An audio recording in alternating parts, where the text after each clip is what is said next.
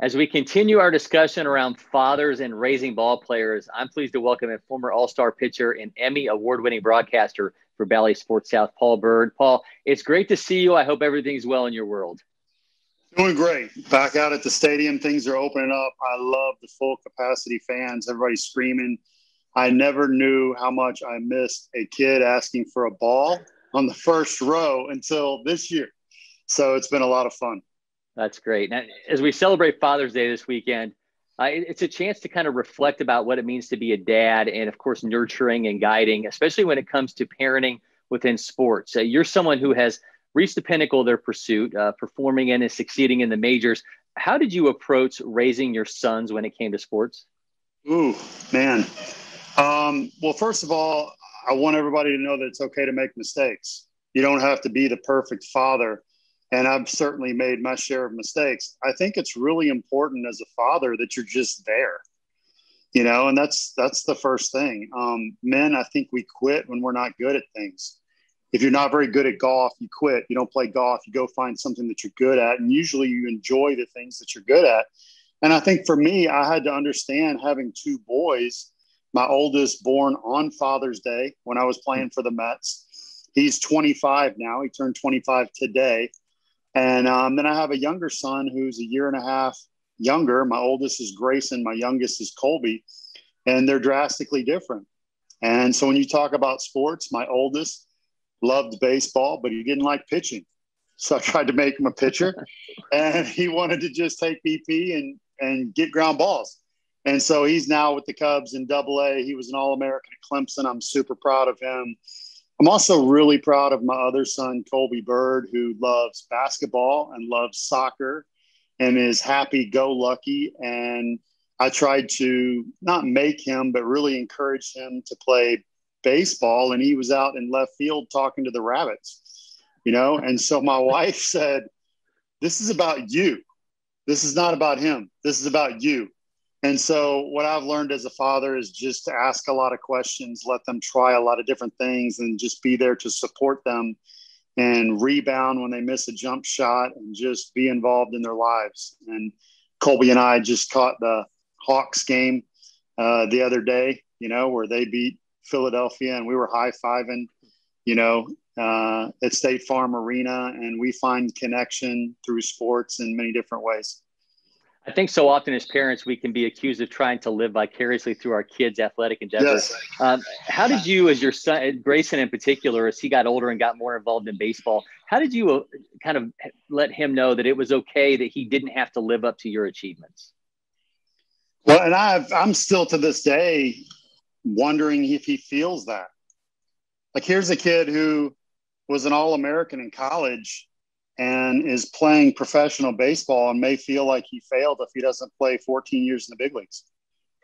I don't know. I'm still working through that now. And I hope that he knows, and I try to communicate that, that you just do your best, and whatever, God has planned in your life and whatever you have planned in your life too, it's okay. Just do your best and realize that you don't have to be me or have my career to be successful.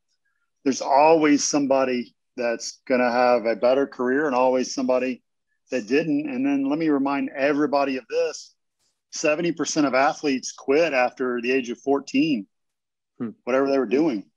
So sometimes just having a good high school career and just enjoying sports and feeling connection with a dad is more important than anything. There's times where I was in the big leagues and, I saw my dad in the crowd. It's like, man, I lost my dad a few years ago. They asked me, "Who's your favorite catcher?" I'm like, "It's my dad." It's not Eddie Perez. It's my dad. And there was times where just playing catch with him in the field across the street was just as great as pitching in the big leagues. So I think sports a lot of times is about fatherhood. It's about connection. It's about, enjoying something together, and sports in general is supposed to bring you together regardless of your differences. And I think it can do that in a household as well. Grayson, as we've talked about here, currently in Myrtle Beach playing for the Cubs. He was drafted out of Clemson in 2019. I remember talking to him way back at Turner Field when he was leaving LSU to transfer to Clemson. I can recall him telling me that he just wasn't having fun at LSU and that he needed to go find something else, and led him to Clemson. You, of course, went to LSU. What do you remember about your feelings and those conversations of him kind of wanting to write his own story and not necessarily following your legacy there in Baton Rouge? Yeah, I went back and forth. And I think for me, he really struggled with Paul Maneri, the coach there, and his style of, coaching. And that doesn't mean that it's not a put down on Paul. Sometimes there's just better fits. But, I also wondered too, a lot of it was when he did well, a story was about us in the paper instead of it being about him or being about, how Coach Maneri had helped him. And I thought that was unfortunate. And so I felt like maybe that was the first step that he made to try and get out of my shadow. And, eventually I had to support him in that. And I certainly understood it after a while and him explaining a lot of the things, that had happened there at LSU. And it was sad for us, our whole closet had a bunch of LSU gear in there, and I had the legacy of that. And we were one of, I think, 14 players where a father and son had played in the World Series, a college World Series. And so that was hard for all of us. But, he made his own way at Clemson, and he made some new friends there. And, now Clemson fans come over to me all the time, at the field here in Atlanta and talk about my son.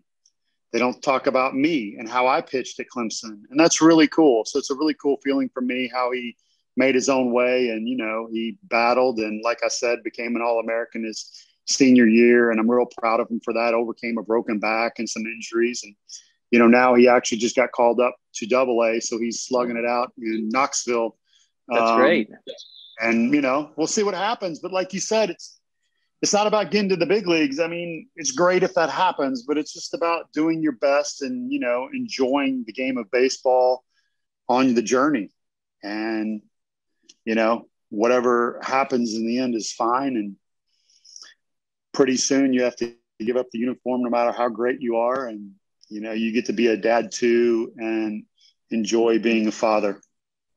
Well, things certainly working out for Grayson, making his way in baseball. Of course, a power hitting infielder, not chasing that pitching dream that you had. But how involved did you let yourself get in the coaching side of it? I mean, certainly when you spent as much time away as you did, when you come back into the fold and you're dad and you're there again, how involved did you let yourself get in that side?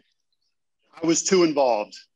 And that was one thing, I learned, and it was too late when I learned it. The travel ball scene is a little bit crazy. And, it's fine if your son wants to play tournament after tournament after tournament after tournament, and then in the fall play tournament after tournament after tournament. But not every kid wants to do that. And we used to play basketball and football, and we used to cross train without even knowing it. And I think some of that's lost now. And I think my son experienced a little bit of burnout through that. I know I did as a coach. And so, don't forget to go on vacations and have fun and not take it too seriously. I saw coaches blow kids' arms out at 12, 13, and 14 to win a little ribbon, which I thought was ridiculous, over pitching pitchers. And so I thought some things were lost, and why are we doing this? And I think I got caught up in that myself, and that, if I had that to do over again, I wouldn't coach. I would let my son have to deal with another coach that wasn't his dad and learn how to engage in different relationships and learn the lessons that you learn from dealing with someone other than your dad. And so I wish I had that to do over again. I love the way you talk about your relationship with Colby. I mean, certainly there's a point for most kids where they kind of find out that the sport they pursued there's not a future in it for them, that there's going to be that cutoff point. Certainly Grayson's continuing to play, but when there was that realization with Colby, I mean, how did you kind of approach that, knowing, what, my son's going to be doing something other than playing ball? Yeah, no, my wife is like, this is my wife, Kim, who is incredible. She's degree in psychology, 2-year certification in life coach. She's like the Michael Jordan of relationships. She runs a facility with horses that deal with people with anxiety and fear, a lot of things that come along in sports. And she's fantastic. And she was really good at helping me distinguish, what was about me and what was about just letting your child develop.